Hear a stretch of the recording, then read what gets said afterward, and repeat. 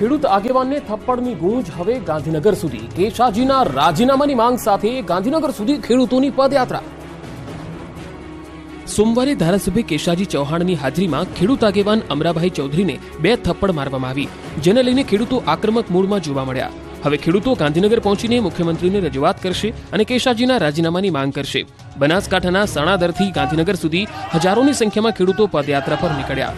અમરાભાઈએ આરોપ લગાવ્યો કે મારા પર હુમલો કેશાજીના ઇશારે જ કરાયો છે। જો કે થપ્પડ મારનાર અર્જણ ઠાકોરે દાવો કર્યો કે થપ્પડ મારવાનું કારણ 8 મહિના જૂની અદાવત છે। ઠાકોરના દાવા પ્રમાણે 8 મહિના પહેલા જ્યારે એક સંસ્થાના કામ માટે તેમનો પુત્ર અમરાભાઈના ગામ જસાલી ગયો ત્યારે બંને વચ્ચે ઉગ્ર બોલાચાલી થઈ। ખેડૂત આગેવાન અને ગુજરાત કિસાન કોંગ્રેસ સેલના પ્રમુખ પાલ આંબલિયાએ આ મુદ્દે સરકાર પર નિશાન તાક્યું। મહત્વનું છે કે સોમવારે અટલ ભૂજલ યોજનાના કાર્યક્રમ દરમિયાન રજૂઆત કરવાની બાબતને લઈને વિવાદ થયો હતો।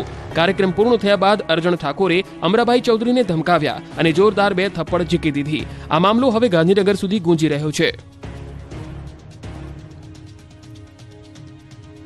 સુરતના મગદલ્લા બ્રિજ નીચે મોટું જહાજ ફસાયું। પોર્ટ પર કોલસા ખાલી કરવા પહોંચ્યું હતું જહાજ। સુરતના મગદલ્લા બ્રિજ નીચે મોટું જહાજ ફસાવાની ઘટના બનતા અફરાતફરી મચી ગઈ। આ વખતે બ્રિજની નીચેથી પસાર થઈ રહેલું કોલસા ભરેલું જહાજ ફસાઈ ગયું। પોર્ટ પર કોલસા ખાલી કરવા માટે આ જહાજ આવ્યું હતું અને બ્રિજની નીચે ફસાઈ ગયું। હવે આ જહાજ ક્યારે બહાર નીકળશે તે અંગે સવાલ ઊભા થઈ રહ્યા છે। બ્રિજની નીચે જહાજ ફસાઈ જવાના કારણે બ્રિજને કોઈ નુકસાન થયું છે કે કેમ તે અંગે તપાસ કરવામાં આવશે।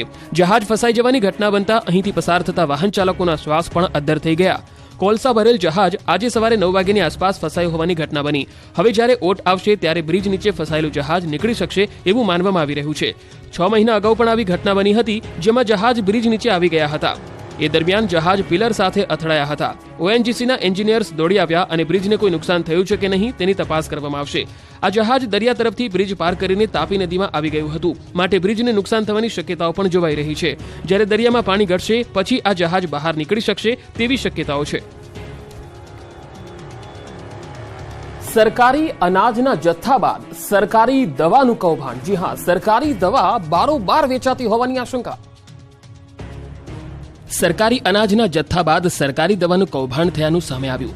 રાજકોટમાં જીએમએસસીએલના ગોડાઉનમાંથી દવાઓનો જંગી જથ્થો મળી આવતા ખળભળાટ મચી ગયો। સૌરાષ્ટ્ર ઝોનના વેરહાઉસમાં ખાનગી કંપનીની દવાઓમાં સ્ટીકર મારી એજન્સીને પેનલ્ટી બચાવવા લાંચ લેવાઈ। જ્યારે સ્ટોક ચોપડે ચડી ગયા બાદ એ જ સ્ટીકર ફરી ઉખેડી બારોબાર વેચવાનું કૌભાંડ સામે આવ્યું છે। સરકારી દવાઓ પર ભાવના સ્ટીકર લગાવીને બારોબાર વેચાતા હોવાની આશંકા સેવાઈ રહી છે। આ શંકાસ્પદ કૌભાંડ અંગેની તપાસ કરવા માટે ગાંધીનગરની ટીમ રાજકોટમાં પહોંચી। આ ટીમ રાજકોટ જીએમએસસીએલ વેરહાઉસમાં તપાસ કરી રહી હોવાનું સામે આવ્યું। હાલ અહીં 2 કર્મચારી ઇન્દ્રજીત સોલંકી અને અજય પરમાર ગેરહાજર છે, જેના કારણે આ શંકા વધુ ઘેરી બની છે। ગાંધીનગરથી આવેલા અધિકારીએ જણાવ્યું કે અમારી ટીમ અહીં તપાસનો ધમધમાટ ચલાવી રહી છે। આ અંગે તપાસ પૂર્ણ કરી જે અહેવાલ આવશે તે અમે વડી કચેરીને સુપ્રત કરીશું।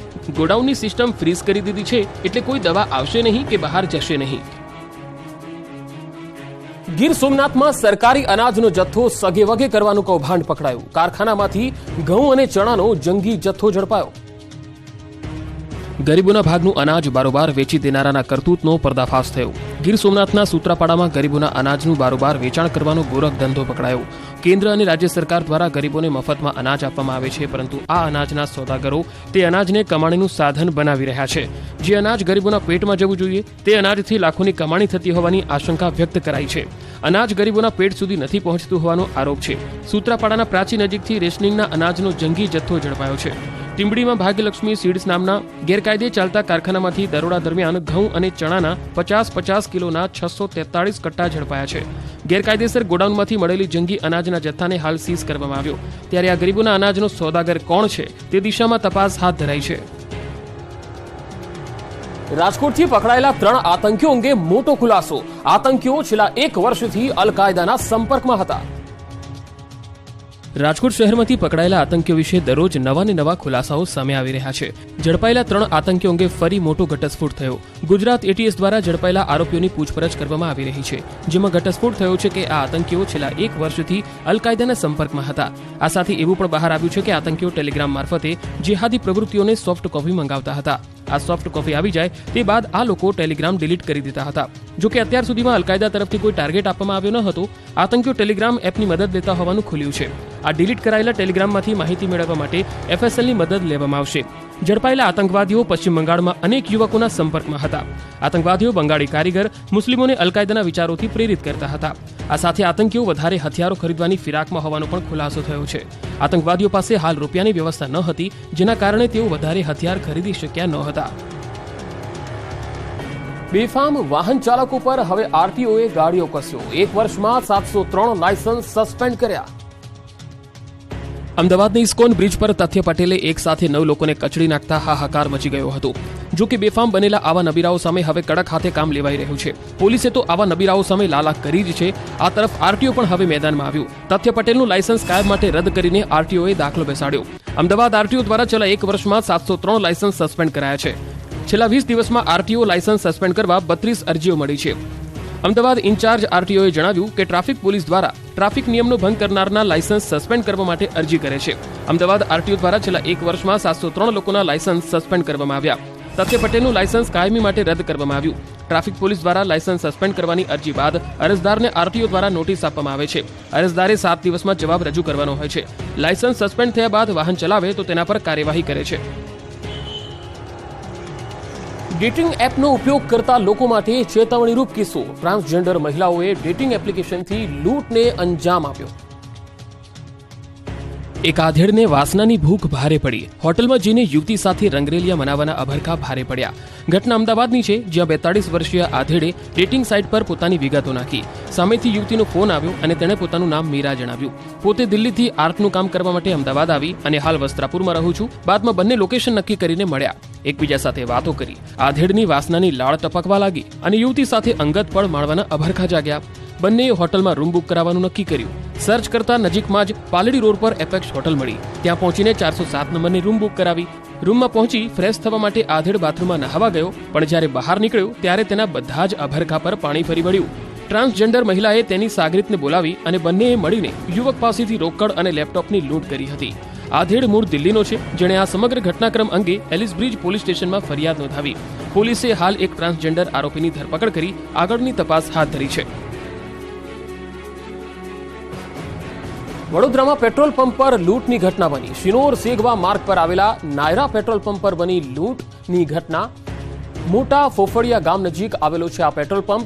મધ્યરાત્રિએ પેટ્રોલ પંપ પર લૂંટની ઘટના બની. 2 બુકાનીધારી લૂંટારુઓ પેટ્રોલ પંપના કર્મચારીને લૂંટીને ફરાર થઈ ગયા. રૂપિયા 43,000 અને એક મોબાઈલ ફોન મળી કુલ 49,000થી વધુની લૂંટ ચલાવી. સમગ્ર લૂંટની ઘટના સીસીટીવીમાં પણ કેદ થઈ. બીજી તરફ પોલીસે આ ફૂટેજના આધારે તપાસ હાથ ધરી છે.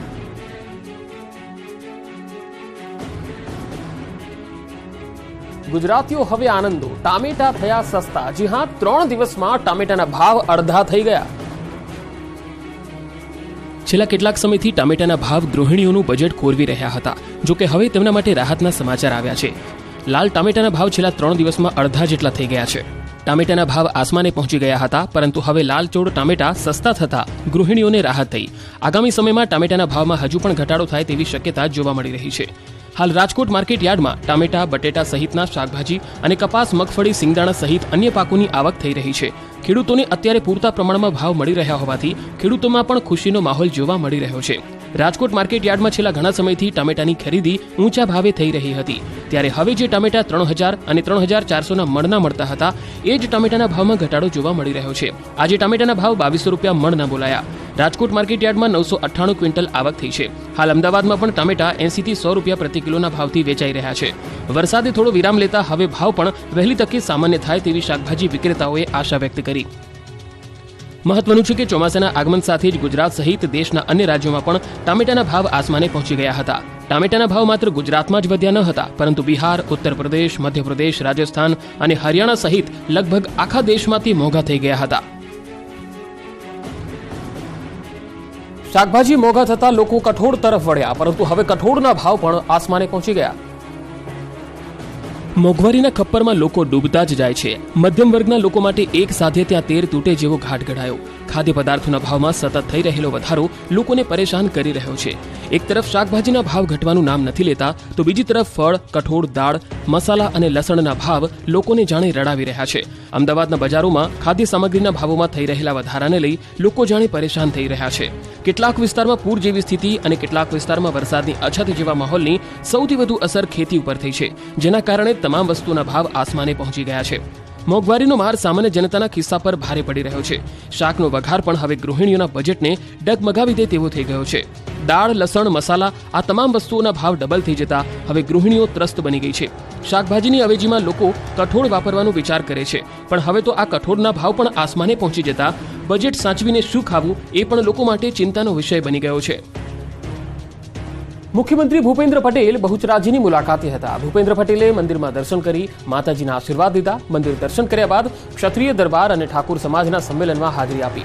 સંમેલન કાર્યક્રમમાં પ્રદેશ મહામંત્રી રજની પટેલ, ધારાસભ્ય અને પૂર્વ સાંસદ સહિતના આગેવાનો ઉપસ્થિત રહ્યા. આ સંમેલનમાં સીએમએ સભાને સંબોધતા કહ્યું, ગુજરાતમાં સારો વરસાદ થયો એટલે વર્ષ સારું પસાર થશે.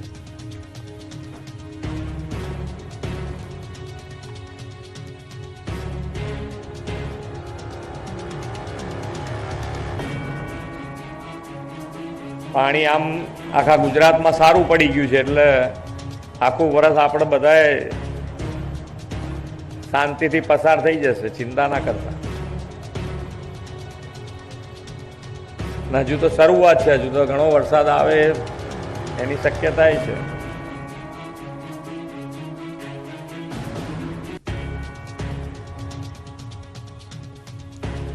આજે વિશ્વ સિંહ દિવસની અનેક જિલ્લાઓમાં ઉજવણી થઈ રહી છે. સિંહ દિવસ અંતર્ગત ગીર સોમનાથના કોડીનાર, વેરાવળ, ગીર ગઢડા, સાસણ અને દીવમાં વિદ્યાર્થીઓએ રેલી નીકાળીને ઉજવણી કરી. સિંહના માસ્ક પહેરી અને સિંહ અમારો રાજા છે એવા સૂત્રોચ્ચાર પણ કર્યા. સિંહ દિવસની ઉજવણી દરમિયાન વનકર્મીઓ, શિક્ષકો અને વિદ્યાર્થીઓમાં અનેરો ઉત્સાહ જોવા મળ્યો. તો વિશ્વ સિંહ દિવસની આજે ભવ્ય ઉજવણી થઈ રહી છે. ગીર સોમનાથમાં ગીરના દર્શન કરવા માટે એટલે ગીર સિંહના દર્શન માટે પ્રવાસીઓ મળતા હોય છે. આ પણ એક એશિયાટિક લાયન માટેનું એક અદ્ભુત ગુજરાતનું ઘરેણું કહેવાય છે. ત્યારે એવા ગીર સોમનાથ જિલ્લામાં વિદ્યાર્થીઓએ પણ આજે જાગૃતિ રેલીમાં ભાગ લીધો. વનકર્મીઓ, શિક્ષકો અને વિદ્યાર્થીઓમાં અનેરો ઉત્સાહ જોવા મળ્યો હતો.